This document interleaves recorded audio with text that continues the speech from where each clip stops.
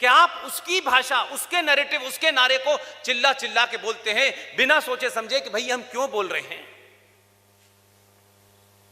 कुछ बात है कि हस्ती मिटती नहीं हमारी, बरसों रहा है दौरे जमा दुश्मन हमारा। इसको हम बड़े ऐसे बोलते हैं कि इतना बड़ा महान हमने शेर कर दिया है।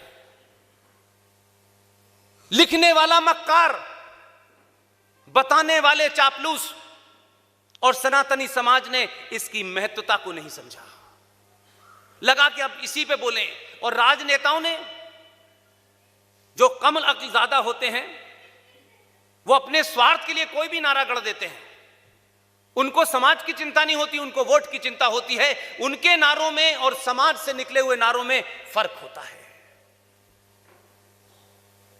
इसलिए इसका जो महिमा मंडित हुआ, आप खुश रहें, बार बार इस बात को कहें कि कोई बात है कि हस्ती मिटती नहीं हमारी। हम तो हजारों साल से हैं, हमारी हस्ती मिट नहीं रही है।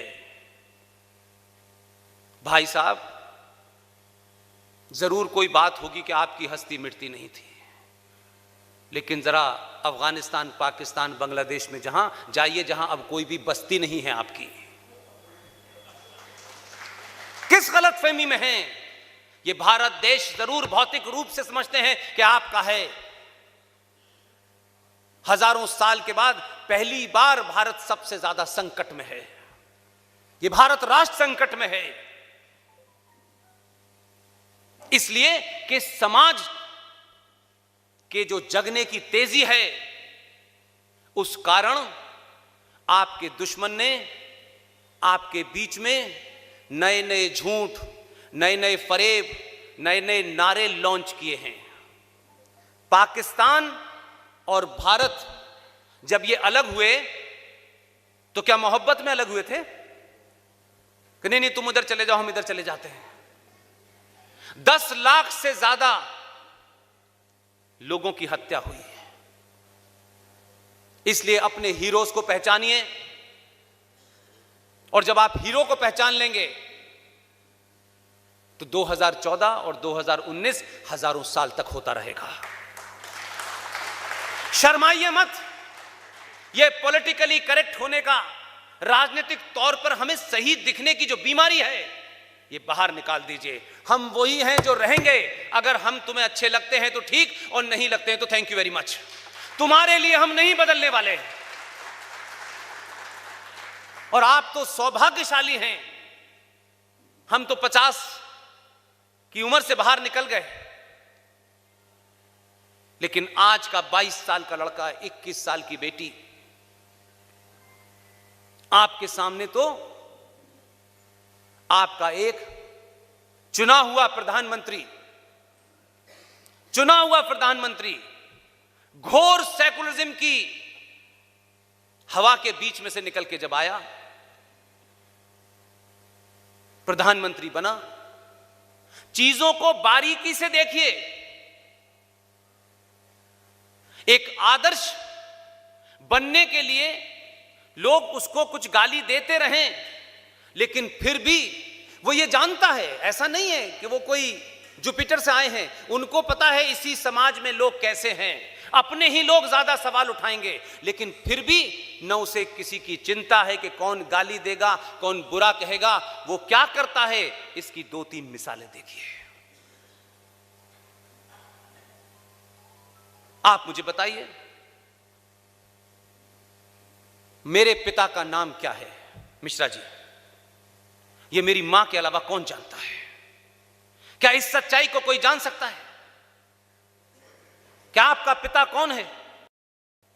सिर्फ आपकी मां जानती है। दुनिया की कोई ताकत नहीं बता सकती। इसीलिए मैं कहता हूं, मां से बड़ा कोई सच है ही नहीं। और विश्वास क्या है? वो मां जिसको बता देती है कि बेटा ये तेरा पिता है, हम बिना केजरीवाल की तरह सर्टिफिकेट मांगे उसे पिता मान लेते हैं। हम प्रूफ नहीं मांगते उस मां से कि मां तू हमको प्रूफ दे कि यही मेरा पिता कैसे है। हम उस संस्कृति के लोग हैं। इसलिए मैंने सुना है, ये आदिवासी इलाका भी है, जब मां ने आपको यह बता दिया कि यह तेरा फादर है, फिर यह सफेद कपड़ों वाला फादर घर में कैसे आया? कैसे इसको आने दिया आपने? सनातन संस्कृति के मानने वाले लोगों,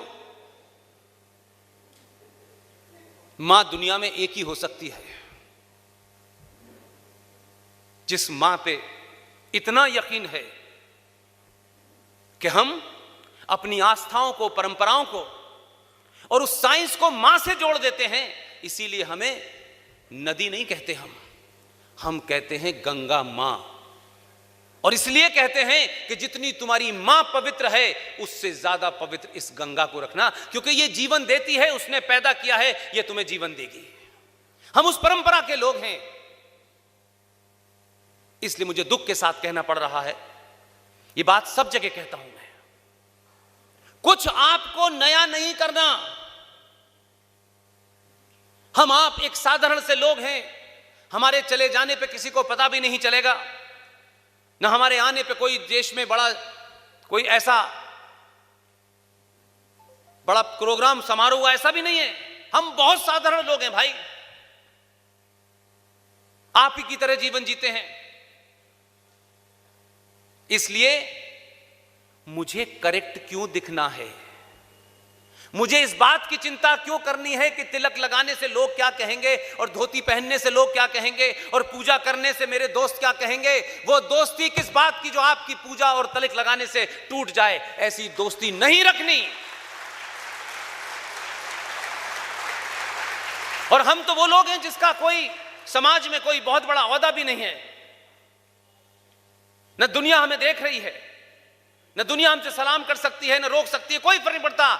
लेकिन आप जरा कुछ चीजों को बारीकी से देखिए, और जब आप इस निगाह से देखना शुरू करेंगे तो आपके अंदर मुझे पूरी उम्मीद है कि ये जो कुंठा 70 सालों में सामाजिक संगठनों ने और इस देश की राज सत्ता और पार्टियों ने जो भरी है, वो बाहर आ जाएगी।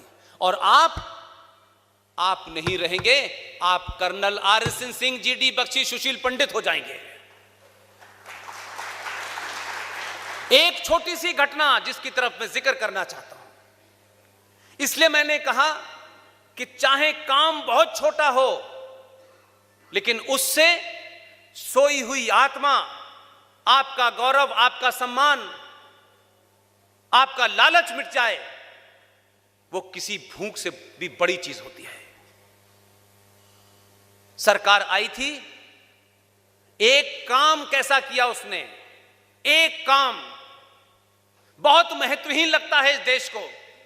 शायद यही वजह है कि आप इतनी बड़ी संख्या में मुझे और RSN सिंह साहब को सुनने आए हैं कि उन चीजों को देखने की जो निगाह है, उसमें थोड़ा सा फर्क है।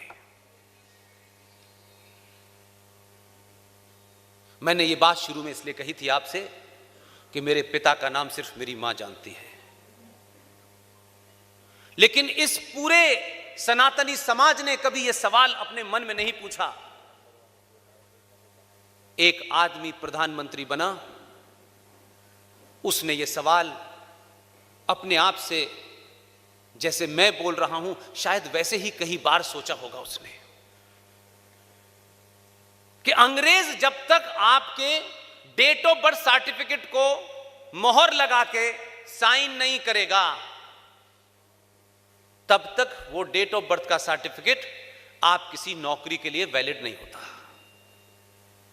ये अंग्रेजों ने चलाई वो परंपरा थी कि भारतीयों को कुंठा में रखो, इनका बाप कौन है ये अंग्रेज कलेक्टर बताएगा, मां नहीं बताएगी। कलेक्टर साहब के साइन होने के बाद ही आपका वो जो सर्टिफिकेट है वो सर्टिफाई होगा, तभी आपको नौकरी में वैलिड माना जाएगा। और आप कलेक्टर साहब के ऑफिस के बाहर बैठते थे, वो आपको घंटों बिठाता था, आपकी तौहीन करता था, आपकी इंसल्ट करता था, और आपके मन में ये सवाल नहीं आता था कि मेरा बाप कौन है, मैं इससे पूछने क्यों आऊंगा भाई। लेकिन 2014 में सरकार बदली, फैसला बहुत छोटा था। उसने कहा आज के बाद कोई किसी के पास अपना सर्टिफिकेट को अटेस्ट कराने नहीं जाएगा, आप खुद अटेस्ट करिए और बताइए कि आपका बाप कौन है, और जो गलत लिखेगा वो खुद जिम्मेदार होगा। एक छोटी सी घटना ने आपके आत्मसम्मान को जगा दिया। आपको उस मां पे भी गर्व होने लगा, उस पिता पे भी गर्व होने लगा कि आप खुद कहते हैं ये मेरा बाप है। कोई ऐसा होगा 1400 साल पहले चला होगा रेगिस्तान से, वही किसी दूसरे को अपना बाप लिख सकता है, सनातनी नहीं लिख सकता। जिसको अपने बाप बदलने हैं वो बदले, सनातनी का एक ही बाप होगा। वो जिसको मान लेगा, जो उसकी मां कह देगी वही उसका बाप है। इसलिए एक छोटे से फैसले ने आपके आत्मसम्मान को कितना बड़ा बना दिया। जरा इसको सोचिए घर में जाकर के। छोटी सी बात है, बहुत बड़ी बात नहीं है, क्योंकि हम बड़ी बात का मतलब समझते हैं कि सरकार आई है तो जीएसटी में कितना फायदा मिलेगा, इनकम टैक्स में कितना फायदा मिलेगा। अरे जिंदगी गुजर गई है लेते लेते। जब ना जीएसटी थी ना इनकम टैक्स था, विश्व की अर्थव्यवस्था में भारत का 33% का योगदान था। इसलिए अन्नदाता ऐसा लग रहा है कि अन्न उगा करके ये मेरे घर में फ्री में दे जाते हैं कि हम तो अन्नदाता हैं, ये लीजिए। मैं एक सवाल आपसे और पूछता हूं। अन्नदाता की बहुत बार बात होती है, अन्नदाता ने ऐसा और अन्नदाता ने वैसा। हमारे यहां क्या अजब बात है, जो बुजुर्ग हैं वो जरा सोचें इस बात को। दान का मतलब क्या होता है? जब आप किसी को कोई चीज दान कर देते हैं तो क्या उससे हिसाब लेते हैं? नहीं लेते ना, उससे तो कभी हिसाब ही नहीं लेते। वो क्यों हिसाब देगा? आपने उसे दान कर दी। रोज तो नहीं पूछते कि भाई मैंने तुझे जो कल एक साइकिल दान दी थी वो कैसी है, ये तो नहीं पूछते। तो आपको कैसे मूर्ख बनाया गया? आपके मन मस्तिष्क में दान का महत्व क्या है ये आप जानता है, सनातनी जानता है। कहा मतदान, जब मतदान ही कर दिया तो ये दोबारा क्यों आएंगे आपके पास? और आप इनसे हिसाब किस हैसियत में ले रहे हैं? क्योंकि आप तो दान कर देते हैं अपने मत को कि ले मेरा मत जो दिल चाहे कर। अब हम तो पूछेंगे नहीं तुझसे। तो नरेटिव कैसे आपके दिमाग में होता है? भाई कोई मतदान, कोई अन्नदाता नहीं है। 2020 के भारत में आपको कोका कोला खरीदने के लिए भी पैसे चाहिए होते हैं, और अनाज खरीदने के लिए भी पैसे चाहिए होते हैं, और सब्जी खरीदने के लिए भी पैसे चाहिए होते हैं। और पैसे आप मेहनत से कमाते हैं, भारत सरकार को टैक्स देते हैं, उस टैक्स से उनको बिजली फ्री मिलती है, उस टैक्स से उनको सब्सिडी मिलती है। 2021 के भारत में अब करदाता की बात होनी चाहिए। ये जो करदाता है जिससे सरकारें चलती हैं, उसके इंटरेस्ट की बात पहले होगी। आपका काम है कर दीजिए, और वो कर देते हैं। वो एक ही काम करते हैं, बस करते हैं और कुछ नहीं करते। स्लोगन चला हम दो हमारे दो, हम दो हमारे दो। कोई कानून बना था? दीवारों पे लिखी हुई बातों को आप आत्मसात कर लेते हैं। आप तो ऐसे भोले लोग हैं। पूरी की पूरी दीवारों पे लिखा रहता था, आप दिल्ली से पटना तक जाइए, हम दो हमारे दो, हम दो हमारे दो। पढ़ते पढ़ते पढ़ते पढ़ते लोगों को पता चला कि नहीं कोई कानून बन गया है। आपने हम दो हमारे दो कर दिए। आप सामर्थ्यवान हैं तब भी आपने किया। लेकिन जिनका एजेंडा ऊंट पे बैठ के हिंदुस्तान आए थे, उन्होंने कहा हम दो, बाकी तुम गिन लो।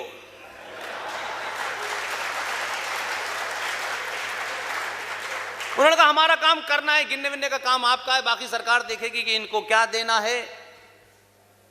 ये अपंग हैं तो इनको कुछ अलग से दवा देनी है, ये दौड़ रहे हैं तो इनको 1 लाख रुपए देकर डीएम बनाना है, इनको पुलिस में भेजना है। और जब ये पुलिस में चले जाएंगे और डीएम बन जाएंगे और जज बन जाएंगे तो फिर ये फखरुद्दीन जज हो जाएंगे। हरियाणा के अंदर एक जगह है चरखी दादरी। हर मां और हर पिता और हर जीवित इंसान एक चावल से पता कर लेती है कि चावल पका है या नहीं। फखरुद्दीन नाम का जज भारत सरकार की तनख्वाह लेता है, चरखी दादरी में डिस्ट्रिक्ट जज था। एक हिंदू और एक मुसलमान के बीच में झगड़ा हो गया, ये सारे मीडिया में अवेलेबल है, कोई ऐसा नहीं है कि मुझे ही पता है। दोनों की तरफ से बातचीत सुनी जा रही थी। मुसलमान वहीं खड़ा हुआ था, उसने बताया मुझे हिंदुओं ने ऐसे ऐसे मारा। चरखी दादरी का डिस्ट्रिक्ट जज जिसका नाम फखरुद्दीन था, उसने अपनी जज की कुर्सी पे बैठ के कहा कि तू कैसा मुसलमान है जो इस हिंदू से पिट के आ गया? तुझे रिवॉल्वर निकालनी चाहिए थी, गोली मार देनी चाहिए थी, तुझे पता होना चाहिए था कि तेरा भाई यहां कुर्सी पे बैठा है, मैं तुझे बचा लेता। आपके टैक्स से पलने के बाद फखरुद्दीन बन रहे हैं। मेरठ का एसएसपी मंजूर, जिसने खुलेआम गोली हिंदुओं पे चलाई, मंजूर बन रहे हैं। ये जो योजनाएं चल रही हैं कि हम तुम्हें अपनी योजनाओं से तुम्हें इतना ताकतवर बनाएंगे कि भारत तेरे टुकड़े होंगे, इंशाल्लाह इंशाल्लाह, गैंग चलेगा।